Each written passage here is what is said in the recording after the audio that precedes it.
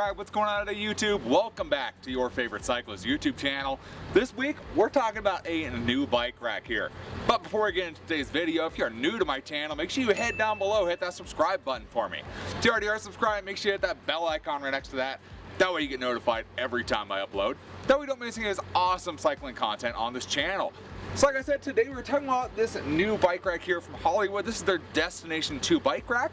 But before we get into all the details and how this thing actually works, we're gonna go back and we're actually gonna get this thing assembled, and then I'll show you how everything works from there. All right, let's get this guy put together. Let's get this opened up and see what kind of shape this thing is in.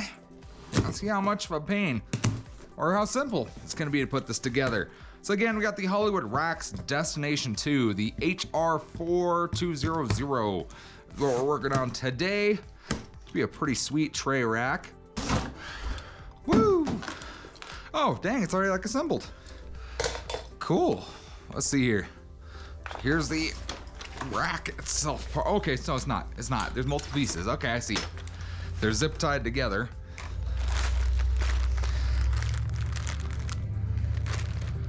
And here's our goodie bag full of stuff. Okay, pretty simple looking. What else do we have in here? Okay, here's our lock for the hitch pin, which is kind of nice. I've wanted a lock and hitch pin for a while. Okay, it goes on here. Does it come with the wrench to do everything too? What? No way. And a strap. Can never go wrong with too many straps. Okay, let's see here. What is this piece? It is a wrench. Okay. Step number 1, install knob into bracket. It's kind of already there. Insert pin. It's already there. Okay. Place the wheel holder on top of the main frame. Assign the holes. There are 4 bolts, washers, nuts needed for the holder. Assemble washer C, 3 bolt D. Onto the bolt has been installed. The tool pins tighten all 4 nuts securely. That's it? That's like all you have to do. What? This is the easiest assembly ever. It says it comes with all the tools I need. You know how that's gonna go. We're gonna use the tools that are in here. See if they actually work. Okay, so this has the latches facing out. So this way. See the latch here? So that's so you can grab this guy and go right on through. There's the pad to protect your wheel, I believe. And you're, whoop. Very cool. All right. So go ahead, get this guy in here. I don't know if you guys remember the last one I installed. This is way easier. The last one came in like all pieces. Actually, the last 2 I built up came in like, what, like 1, 2, probably like 7 pieces, and you had to bolt them all together, and I had to do some, actually a lot. The Harbor Freight one I didn't have to do any modifications on. The other one I had to do a little bit. But this is easy versus that last one. All right. Cool. Got those all in there. Let's grab our tools here. Cool. Okay. Now what? Is that it? Attach them all. Insert in the receiver and use the pin. Cool. And it says we can use it with 1.25 inch. Awesome. That's what we're doing. This is going on my Mustang to replace that Harbor Freight rack. This car I use by far the most on, so that'll give us a good, solid test of this guy. There we go. So we got that off. All right. I don't need that super tight. I don't feel like. These tools that come with here are actually pretty decent. Okay, so then after that, we just gotta go put it in our hitch receiver and get it installed just like pretty much any hitch out there. So you can use this, which is awesome, because this will work to tighten in this bolt here, which is a 19. Yep, pretty much what they use, a 19. So you can use that to go on here and tighten this up all the way through, just like that. Let's see. So when you put this in here, you want to go ahead. We're going to do lock washer first, then regular washer after. And then we're going to thread this guy through, of course, just like anything else. Any other hitch you put on, we're going to thread that right on through. And then you can either use just the hitch pin, and that just pops right on, and you're all set to go from there. Or we can use the included lock, which is the way we're gonna go. So from there, we just gotta go throw this on the car, and then I think we get to adjusting it from there. All right, so we got the rack installed on the back of the Mustang. Really not that difficult to install, pretty much like any other rack would be. This is pretty much where this bike rack's gonna live, on the back of my Mustang. My Mustang has an 1.25 inch receiver. This is set up for an 1.25 inch. It does have a 2-inch adapter as well to go into like the back of a truck or an SUV or something like that with a 2-inch receiver. But 1.25 inch is what we're mainly using this on. And from what I've used this for about a month since I first filmed that first clip, and it works really good. It does have a little bit of wiggle side to side and a little bit forward and back. Not bad at all. In the 2-inch receiver, it's even more solid, I feel like, where it doesn't move at all. It's kind of weird how that works even with the adapter, but 2-inch, no problem at all. 1.25 has a little bit of wobble, but that could be multiple things, and it really doesn't bug me much when the bike is on there. So let me show you how to go ahead and unfold this guy, and I'll show you guys how to put on a bike onto this rack and how simple that actually is. So on this guy, you have a little pin on this side. Undo that pin right there, and then there is your little knob you turn on the passenger side. You're just gonna go ahead and unscrew that knob all the way.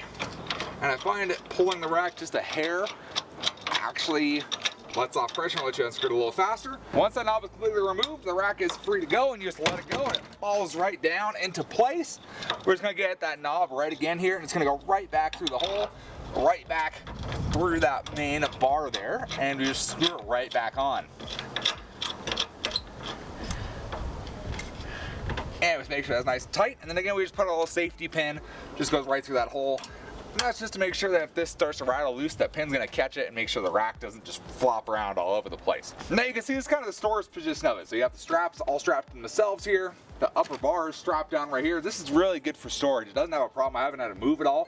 So to get this out of its storage position, you have it strapped here with one of the wheel straps. Since it might get to use the inside on this one side to hold it there, we're just gonna reach up, push the button to release the strap, and we're just gonna pull that strap loose all the way. Just like that. Got a little spider on there. Get out of here, spider. Get. There we go, spider's gone. All right, so once we have that strap pulled off, that bar just comes right up. We can go ahead, and that's already loose in there. We're just gonna pull out this little knob right here. There's a little metal bar with a hook. Just gonna hook that right into there and tighten this knob up, and that's gonna help keep this bar nice, straight, and up in the air and not have it fold down.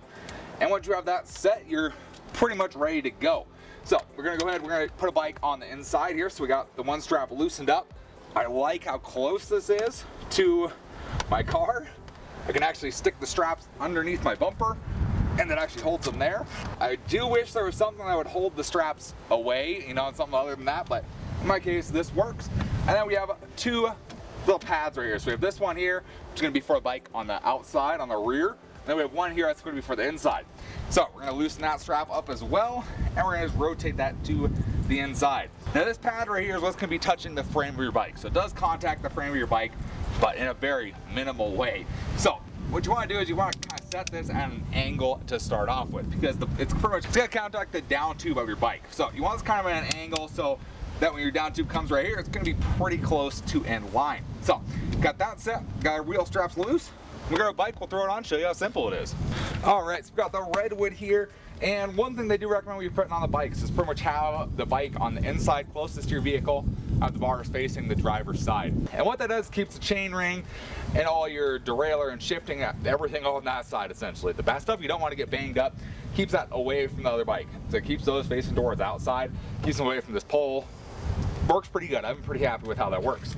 So once you get that, let's go ahead and we just lift it right on up.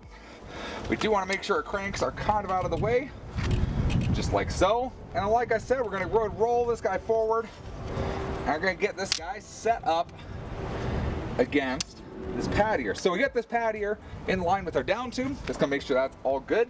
Just gonna go ahead and grab our strap. We just slide that guy right on through there. And you can just pull that guy as tight as you can there. And realistically, that's pretty much gonna hold your bike in, just like that. That would be enough to hold your bike on from what I can tell. However, we go beyond that and you have your, of course, wheel straps right down here. So we'll feed our wheel strap through here. It does have the nice little protective things through the strap, so it protects your wheels from getting rubbed into by kind of a plastic strap. It keeps it rubber instead. So get that guy nice and tight there. And then we'll do the same for the rear. And once you have them all tight, you're just going to go ahead and you can either slip a finger through the hole and just kind of pull them all the way as tight as you can get them. This is what's holding your bike onto the rack. So there we go, click that.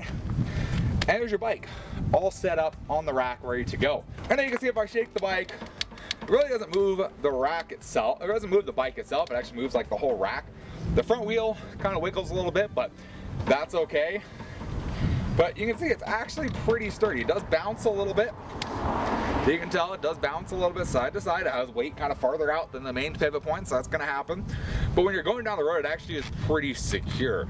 It does bounce a little bit. You can see it kind of move in the mirror just a little bit like this.